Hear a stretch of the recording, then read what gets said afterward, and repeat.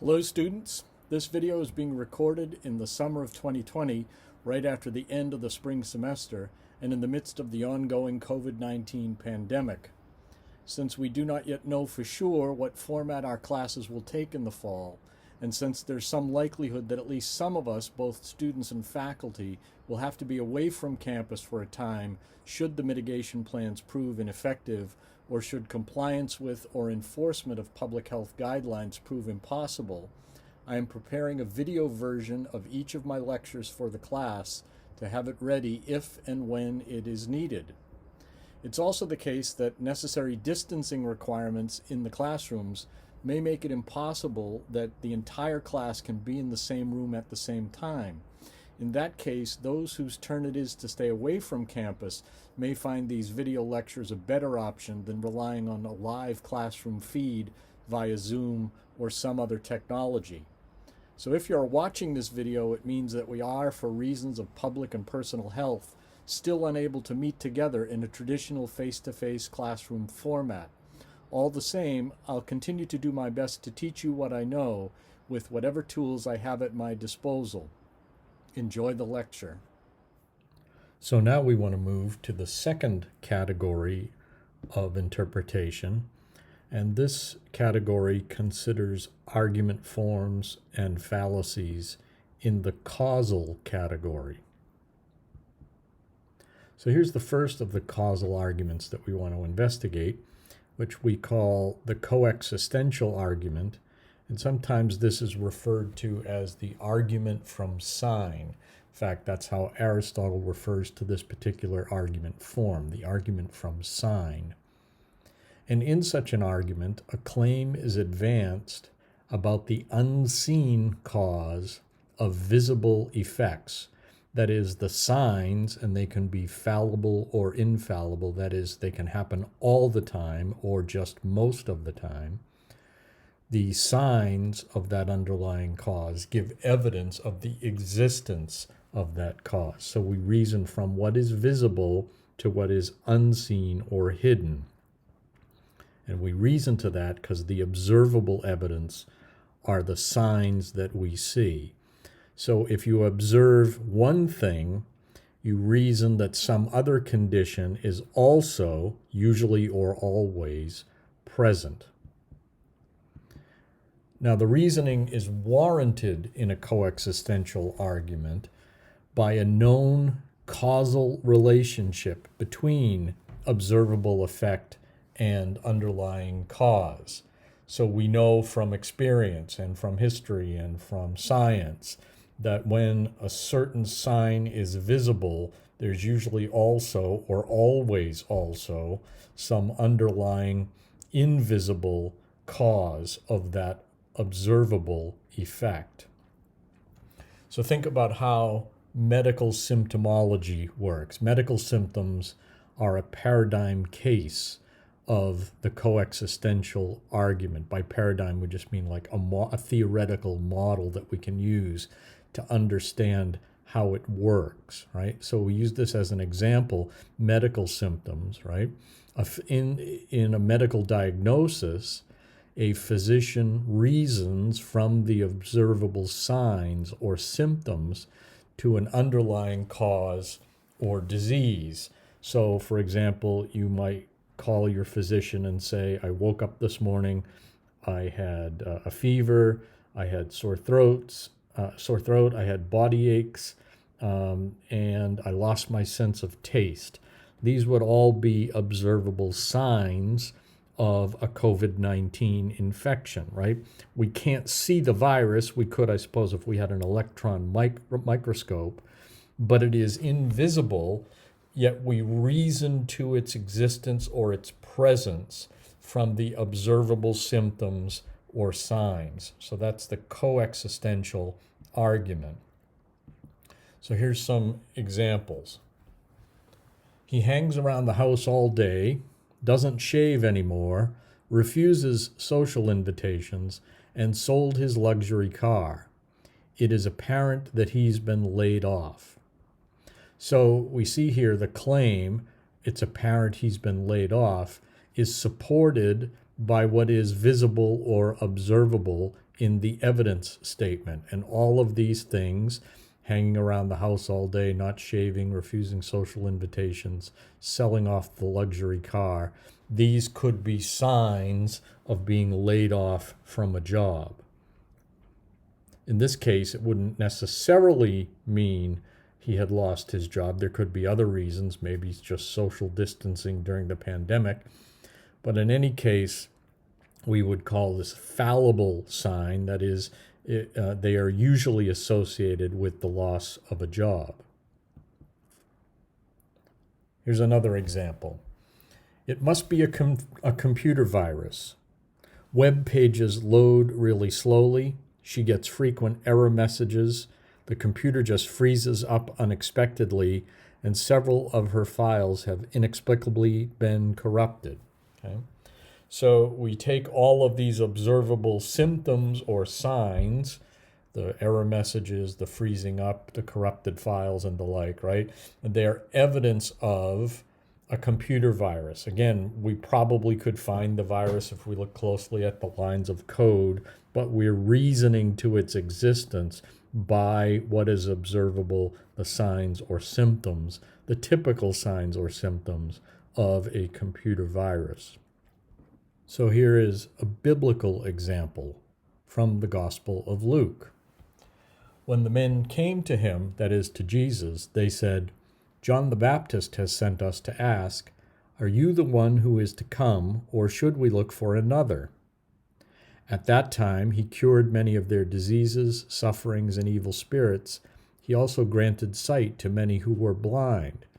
And he said to them in reply, 'Go and tell John what you have seen and heard. The blind regain their sight, the lame walk, lepers are cleansed, the deaf hear, the dead are raised, the poor have the good news proclaimed to them.'" So in this instance, we have Jesus reasoning from signs, that is, reasoning in a coexistential form, because he's asked a question by the disciples of John the Baptist. They ask him, "Are you the one who is to come? That is, are you the Messiah?" And he doesn't answer them directly. Notice he could have said, "Yes, indeed, I'm the Messiah. I'm the one you've been waiting for." But he doesn't do that. He asks them to reason from the signs that they observe, right? And the signs are that he's healed the blind and the lame and the lepers and the deaf, right? He's raised the dead, preaches good news to the poor. So these would all be signs, especially the miraculous healings. These would all be signs of his divinity and his status as the Messiah. But more than that, there would be signs that had been prophetically predicted. That is, they were the signs that the prophets had told them, look for these signs to know who the Messiah is. So Jesus is asking the disciples of John to reason from the signs they observe. So then we move to the causal explanation form of argument. And when we talk about a causal explanation, we're talking about an argument that works like a hypothesis, which we talked about in our in a previous lesson. But in this case, the particular explanation is a causal explanation. So it's even a little bit more complicated than a hypothesis argument. So this argument advances a hypothesis that accounts for a fact or a set of facts as the result or effect of a specific cause. The claim is warranted when there's a known causal relationship between the cause and the effect. So the causal claim then can be tested. It can be tested on the basis of what we know about whether or not there is a regular or predictable causal relationship between the alleged cause and the alleged effect. So the causal claim can be tested. So how do we test a causal explanation? So a causal explanation is warranted if the arguer can show that the alleged cause is a necessary and sufficient condition to bring about the effect.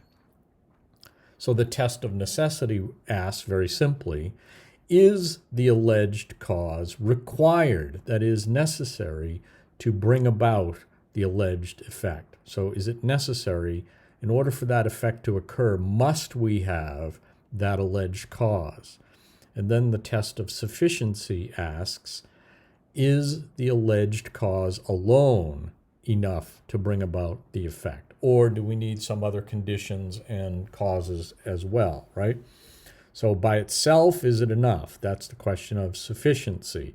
So we apply these tests to any alleged causal explanation to determine whether or not that causal explanation is warranted or not.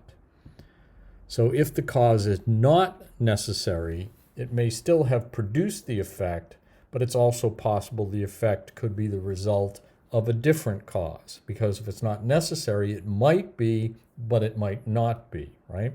So that's why we ask the question about necessity. And if the cause is insufficient, we know that the alleged cause alone did not bring about the effect. So there must be a more complex explanation advanced. It's possible that the alleged cause could be part of what brought about the effect, but by itself, it would be insufficient. So here's an example. The elderly nursing home patient died. Several healthcare workers at the facility had COVID-19. Therefore, the elderly nursing home patient probably died as a result of a COVID-19 infection. Now, we know there's been a lot of people in nursing homes that have died from coronavirus. It has spread rapidly and had devastating effects inside nursing homes all over the country. But that would be a causal explanation for the death, especially the increased number of deaths among nursing home residents. So we could test this claim, the claim being the elderly nursing home patient probably died as a result of a COVID-19 infection. We could test that causal explanation using these tests of necessity and sufficiency. So we could ask, was the COVID-19 infection necessary to bring about the death of the elderly nursing home patient? And in this case, we might say, well, an elderly nursing home patient is very likely not in good health to begin with, plus they're already elderly, likely in their 80s or 90s. And so a person of that age or in diminished health already could die, conceivably could die at any moment. So we would say probably the COVID-19 infection was not necessary to bring about the elderly nursing home patient's death. However, we could also ask, would this patient have died on this particular day without having been infected with COVID-19? That is, did they die prematurely? And so we might say, yes, indeed, the COVID-19 infection was necessary to bring about the premature death of the elderly nursing home patient. It certainly, at least, seems to have been a contributing factor, which is why we also asked, was the COVID-19 infection sufficient to bring about the death of the elderly nursing home patient? And it would be sufficient in the sense that if we know that even younger and healthy people who have contracted COVID-19 have died, so COVID-19 by itself can kill a person. We certainly know that. So it is sufficient. But in this case also, understanding the context, we probably take the COVID-19 infection as part of a more complex explanation for why the person died. It was a COVID-19 infection on top of old age and diminished health in other areas, that the combination of things is what brought about the death of the patient. But it's that kind of critical thinking that these tests encourage us to do so that we're clear about whether or not to accept a claim that makes a causal explanation, in this case, for explaining why a person died. Then we have related to necessary and sufficient conditions, that is, related to causal explanations. two different fallacies. One is called the false cause fallacy, and the other is the single cause fallacy. So an unwarranted causal explanation or an unwarranted causal argument commits the false cause fallacy when the alleged cause is not necessary to bring about the effects.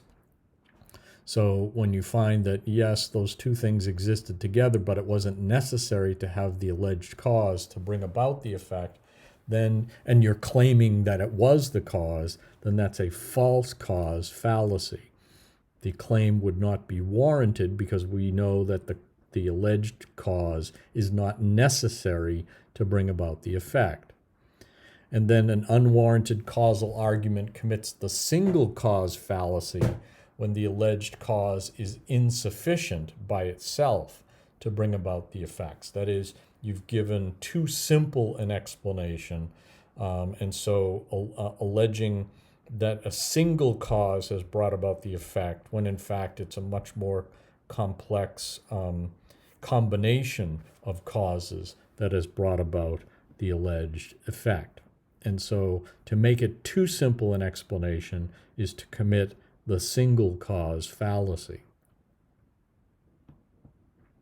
So when we recognize that these fallacies exist, it doesn't mean that there isn't some causal relationship. There may be, but it's simply not quite as the arguer maintains it is. It's not as simple, or it's not as obvious that a particular cause brought about the alleged effect. Now, there are other tests that we can apply to causal explanations. So any causal argument depends on a warrant that recognizes a known or presumed relationship between a cause and an effect. So, for instance, we go back to the elderly nursing home patient who died. We know that we know from experience and from medical science, right, that there is a connection between a COVID-19 infection in a nursing home patient and an increased number of deaths among nursing home patients, right?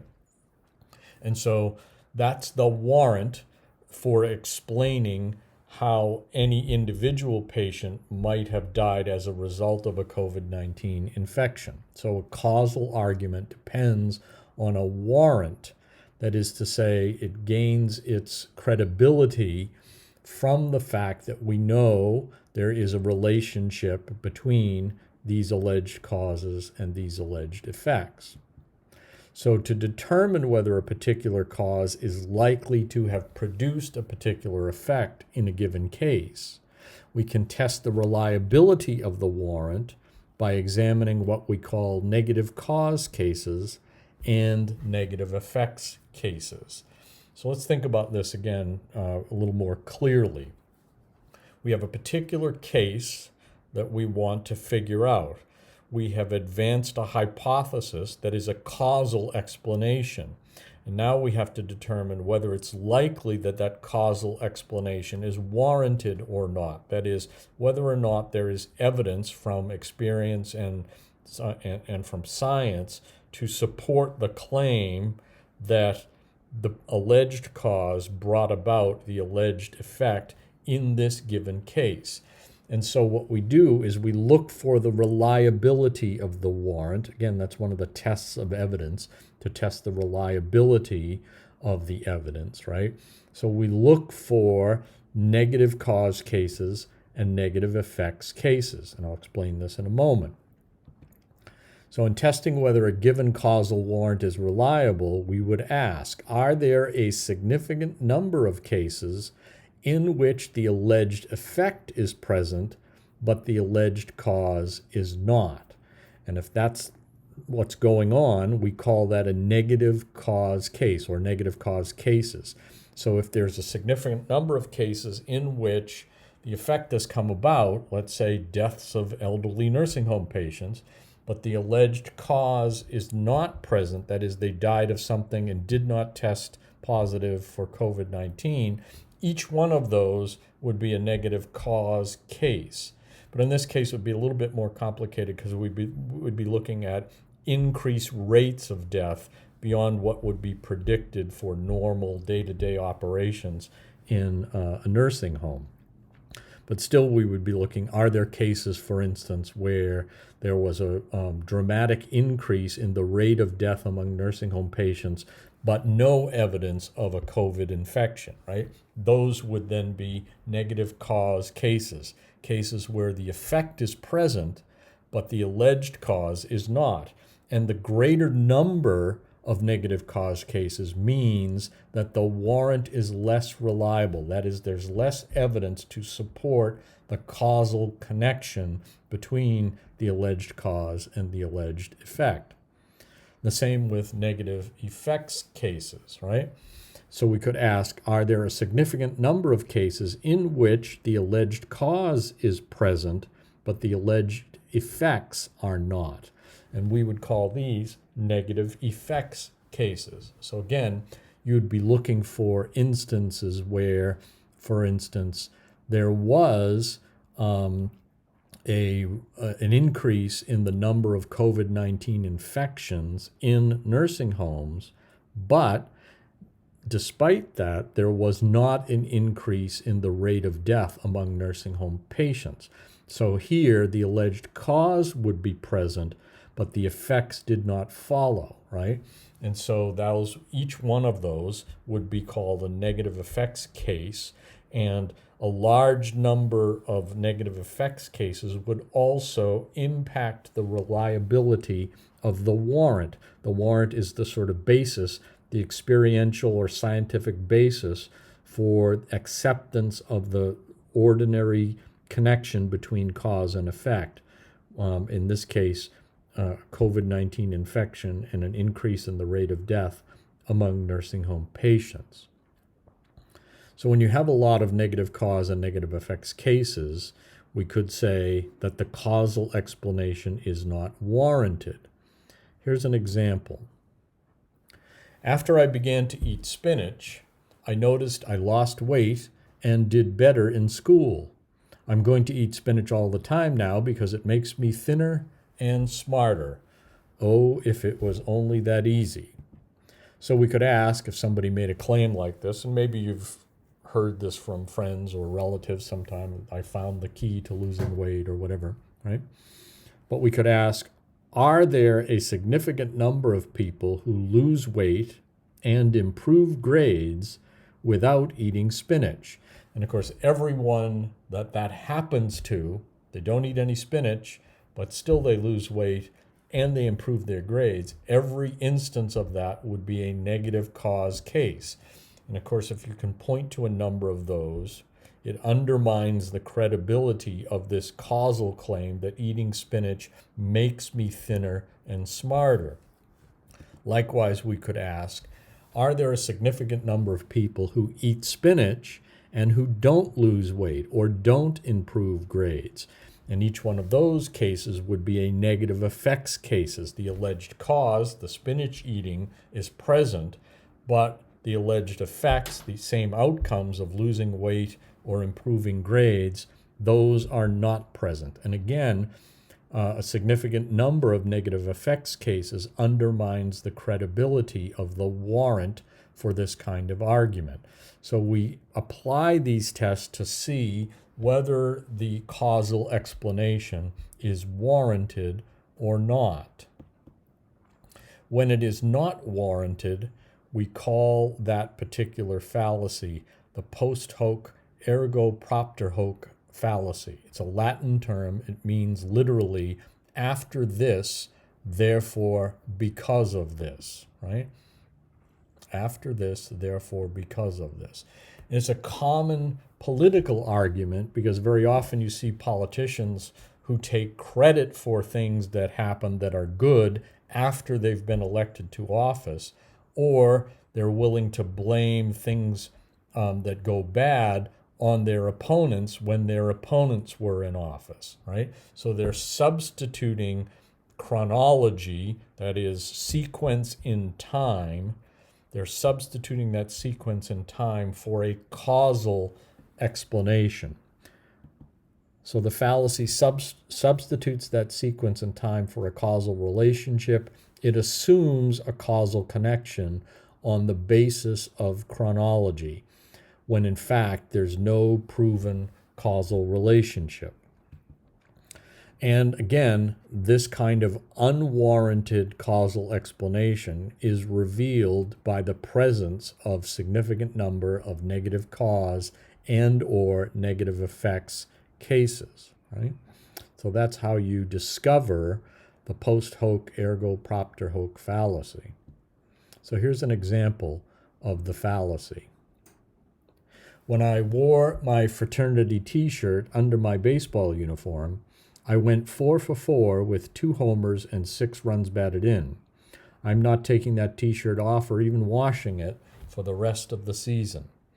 So here the alleged causal explanation is you did better at baseball when you wore your fraternity t-shirt. Okay, well, I suppose it's possible that there's some kind of psychological or mental impact, but we would test that causal explanation to see whether it is warranted, that is, to see whether there's a reliable causal connection between wearing a fraternity t-shirt and improving your hitting in baseball.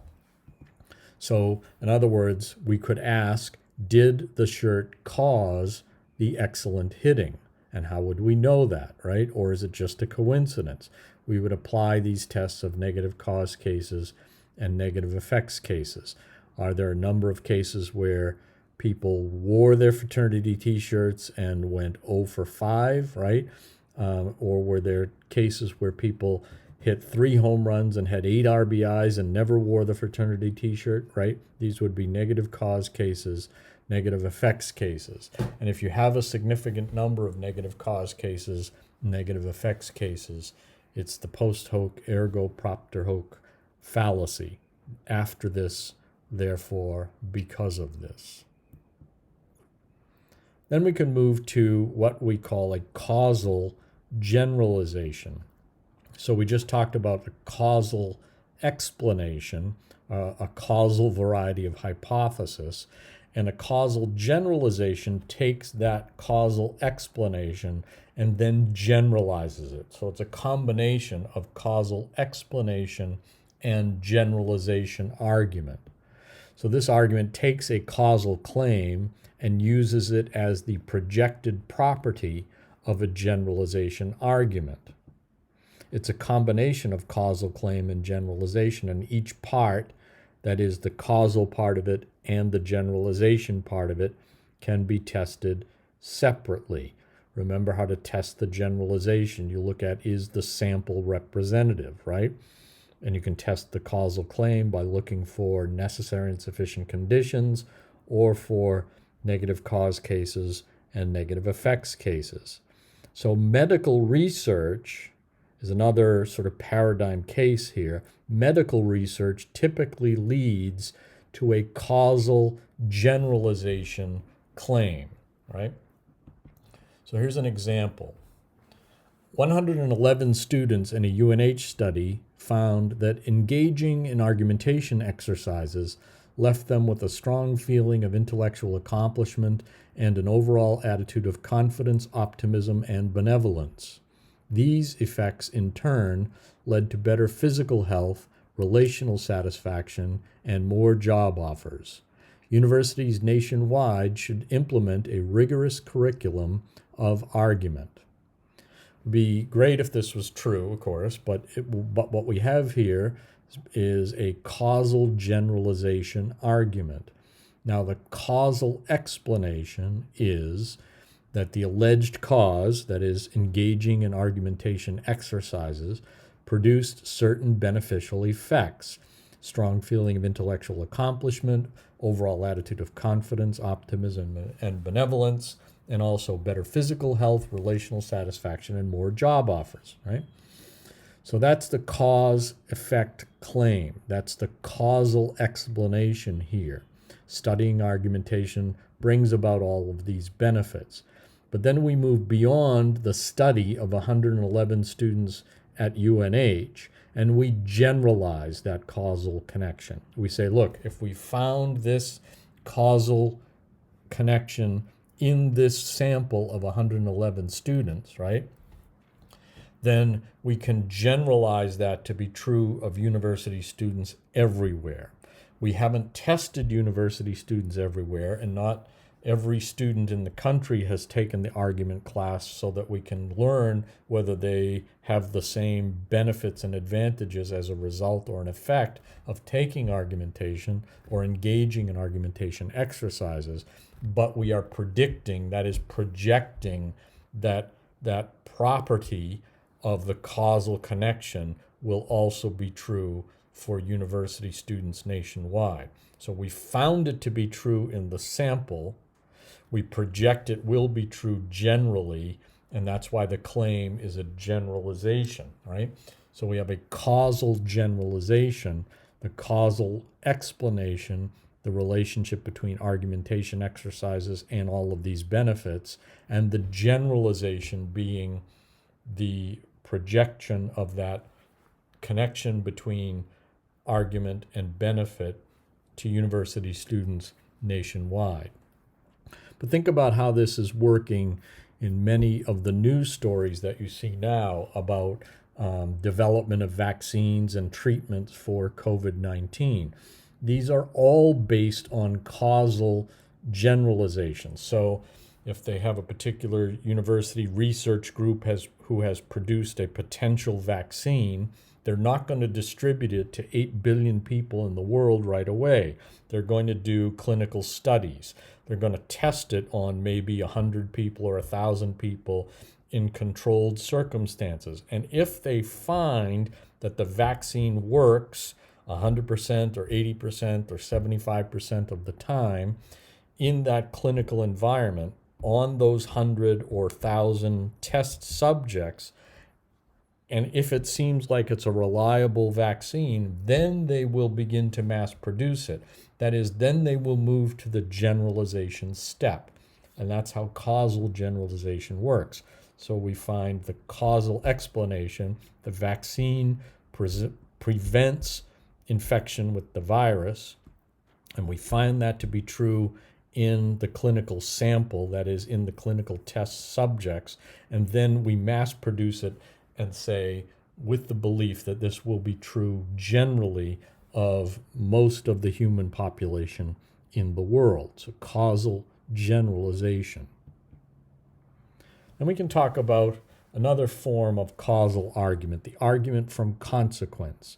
And so in this form of argument, we seek to determine a judgment regarding a case, it could be legal or a policy case, by consideration of the consequences of a particular act. So we judge whether we ought to do something, for instance, or not do it, because we think about what effects it will bring about. That is, how it might cause certain consequences to come about. So the argument is warranted when those consequences are seen as inherent in the act being judged. So that is, they're intimately connected. If you're proposing a change in the status quo and you say that change will bring about certain benefits or, on the other hand, certain harms or disadvantages, right? You would have to be making the argument that those consequences are a direct result of the policy that's being recommended, right? They would either be benefits that would come about because they're directly related to the proposal to change the status quo, or there would be problems that would result because they're directly connected to the alleged cause of the new policy, or for that matter, the status quo itself, depending on which thing you're arguing about. So here's a couple of examples. The proposals to defund the police are alarming and dangerous. If police departments are dismantled, there will be no safeguard against the rapid growth of both property crime and violence. Citizens will be considerably more unsafe without the police. Okay? So here's a reflection on a policy proposal defunding the police and an argument against that proposal based on the consequences that are inherent in and would be the effects of the cause of defunding the police, right? That's an argument from consequence.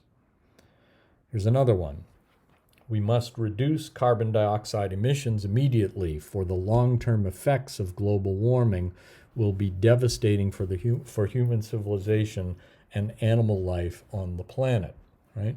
So here again, it's an argument from consequence. If we continue to pump carbon dioxide emissions into the atmosphere, we'll have long-term negative effects on both human and animal life on the planet. And then we have the unwarranted version of the argument from consequence, and that's called the slippery slope fallacy. And in the slippery slope fallacy, we have the unreasonable version of the argument from consequences. It's an unwarranted claim about the effects that will result from an alleged first cause. Slippery slope fallacies assume an inevitable progression of increasingly undesirable consequences. And by the way, we see this very often in American political debate. It's usually in the form of an exaggerated account of what will happen if the policies of our opponents are put in place, or if our electoral opponent is elected, right? These horrible things are going to happen. And so we get these, what they call slippery slope fallacies, all the time. In such a case, the arguer ignores the possibility that the sequence, that is the sequence of negative consequences, could be moderated by a rational intervention at any time in the sequence.